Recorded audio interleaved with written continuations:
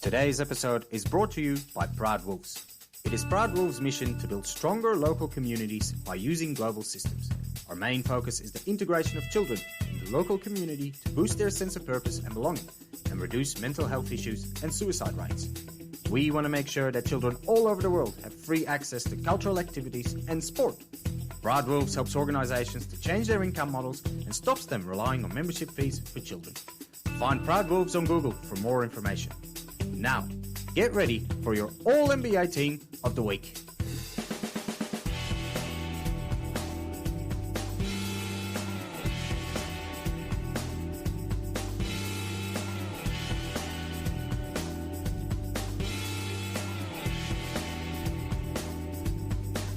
Goeiedag, enchantée, and welcome to this week's episode of A24 Presents All-NBA Team of the Week.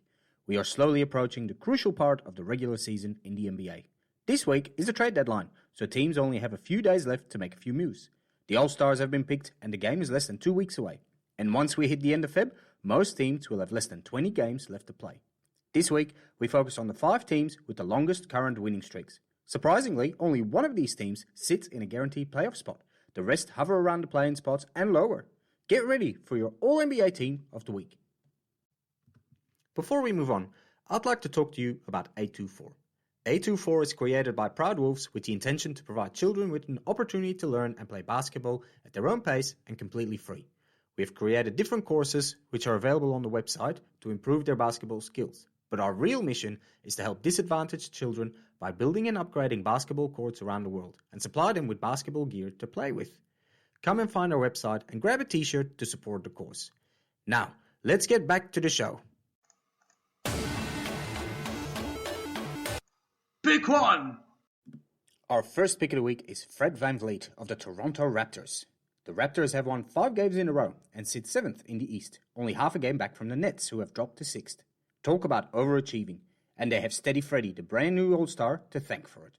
In the 4 games they played in the last week, he averaged just shy of a double-double, with 21 points a game and just under 10 assists a game. He's been shooting 40% from deep on just under 9 attempts per game. And to top it all off, it's not like they've been playing bottom feeders. No, they played Miami and Atlanta twice, 2 teams that were on a hot streak until they versed the Raptors. And the Bulls, the number 1 in the Eastern Conference. When I did my predictions for the East, I did not expect them to be doing this. And Fred is not the only one performing at a high level. The current starting 5 with Pascal Siakam at center, OG Anunoby, Gary Trent Jr. and rookie sensation Scotty Barnes has logged the most minutes across the NBA in the last 5 games. Games they all won. Siakam is back to his championship winning level. OG is one of the toughest defenders in the league. Trent Jr. is a scoring machine. And Barnes is in contention for Rookie of the Year. It took a while, but head coach Nick Nurse got the machine clicking and they are firing on all cylinders right now. And with Boucher and Achua, they have 2 solid role players coming off the bench. And Goran Dragic could be an important piece if they want to try something before the trade deadline. A playoff spot is not impossible for this Raptors team, but they will need to keep playing this way for the rest of the season.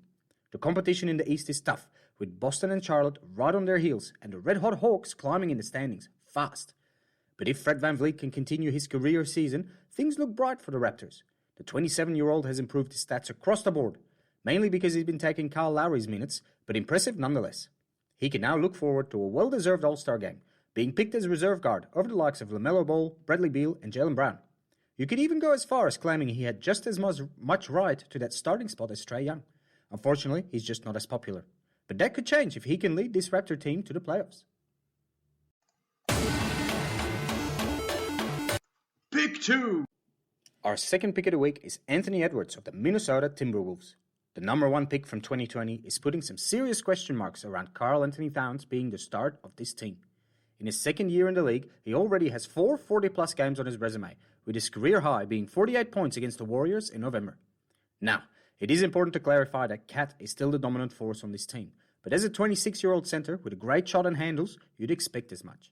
The fact that Ant-Man is already raising doubts tells me enough for what's to come in the future. The Timberwolves are at a turning point for the franchise. It's been already more than 2 years since they traded Wiggins for D'Angelo Russell, and up until recently, we haven't really seen any results from that trade. It was one of those make-or-break trades for a franchise, where the Wolves also saw their 7th pick in the 2021 draft go to Golden State. That pick ended up being Jonathan Kuminga, a player that would have slotted in nicely around Cat, D'Lo, and Ant-Man. But, like I said, things are looking better recently. They are 7-3 in their last 10 games and are currently on a 3-game winning streak. That has put them in 7th in the West, only a game behind the Nuggets and a playoff spot.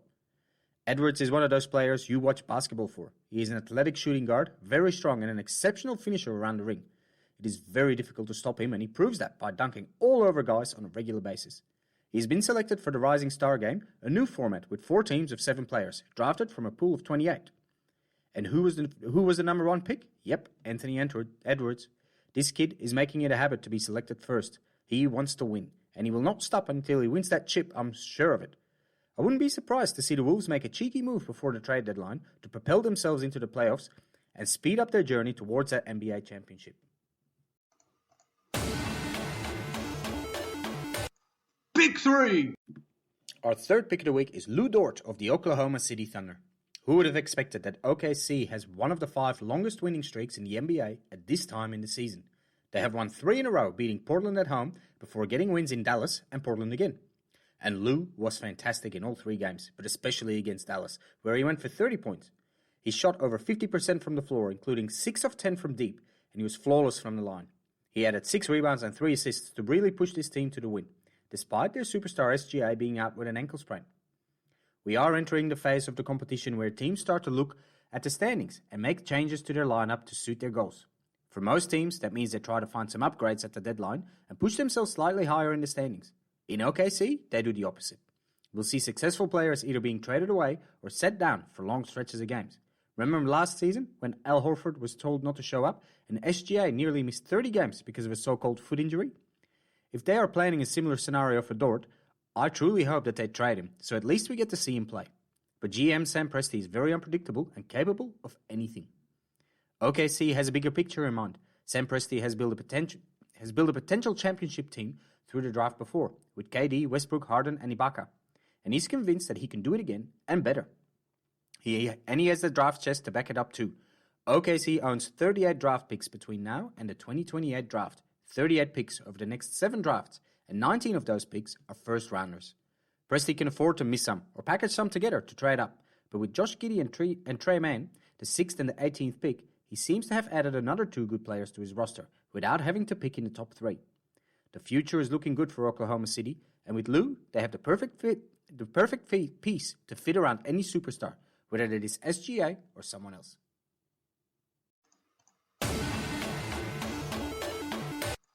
Pick 4.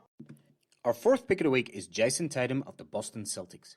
It took a while, but it seems like Tatum is back to his old self. The Celtics are on a tear, winning 4 games in a row, beating the Pelicans, Miami by 30, Charlotte, and Detroit. In those 4 games, Tatum has averaged over 25 points a game, nearly 9 rebounds and 5.5 assists a game. They are 7-3 in their last 10 and have climbed to the 8th spot on the ladder in the East. They still have a lot of work to do to fix this roster, but at least the guys on the court are finally doing their part. With games against the Magic, Nets, Nuggets, and Hawks, the Celtics are looking at a really important week to consolidate their position on the ladder. Winning 4 out of 4 could mean slipping into the top 6. Losing 1 or 2, and they could drop to 10th. Pretty much the whole regular season, we've heard rumblings that Tatum and Jaylen Brown can't play together, and that this would be the year that they'd get split up. Both of them have denied any issues between each other and are more than happy to continue together. And I believe them. Boston's rough season so far is not because of bad chemistry between these players, it's because the pieces around them do not fit. New GM and old head coach, Brad Stevens, has been very busy since he took over from Danny Ainge during the offseason. But despite the addition of Al Horford, Dennis Schroeder, and Josh Richardson, this roster is simply not good enough to compete for a home court playoff spot. Looking forward to the trade deadline, the Celtics have a few moves they could make, but the big one would be Marcus Smart. Smart is rumored in trades pretty much every year, and this season is no different. They could also use Richardson or Schroeder, and maybe someone is even willing to pay Horford's salary. But the fact that we bring up all the players Stevens has brought in the last 6 months should tell us that these moves were not that great. Really what Boston needs is their younger players to step up. Peyton Pritchard, Aaron Nesmith, Romeo Langford, Grant Williams. These are guys with 2 or 3 years of experience in the league, but don't seem to have improved much. If head coach Udoka can get these guys to step up, the Celtics might not even need to trade anyone.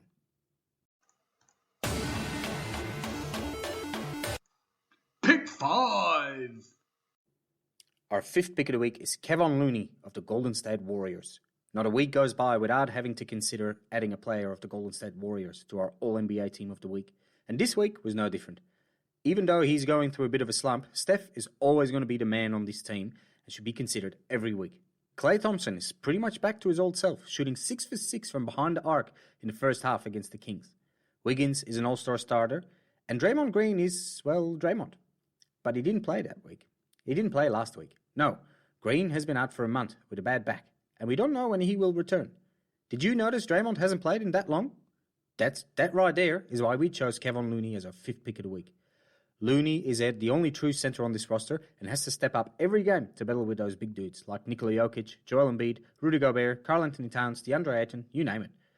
He's the one battling for the rebounds, grabbing more than 10 a game since Draymond's absence, up from 7 for the season. That's incredible. He's also the guy now that Curry and the rest need to rely on for their screens, cutting, being in the right place, you name it. And he does it flawlessly. In fact, I want to go so far in saying that Looney has taken on the Draymond role nearly perfectly, so in his absence, it goes by unnoticed. In a week where the Warriors are missing Draymond, both Curry and Klay have missed a game, while Curry is going through a shooting slump, this Warrior team still won 8 games in a row and are 9-1 in their last 10 games. It is unbelievable that this team, and considering where they were last season, is the second best team in the league right now. They are a true contender, and they have a real chance of getting to the NBA Finals, because this team is only going to get better as they play together. And being able to rely on guys like Looney, role players who are not craving the spotlight, role players who crave to run the plays exactly the way they are meant to be run, these are the guys that help you win a championship in the end. This was our All-NBA Team of the Week. Please share the podcast and give us 5 stars. If you have any questions, contact us on a24office@gmail.com. Thank you for listening. We will talk to you next week. Ballers out.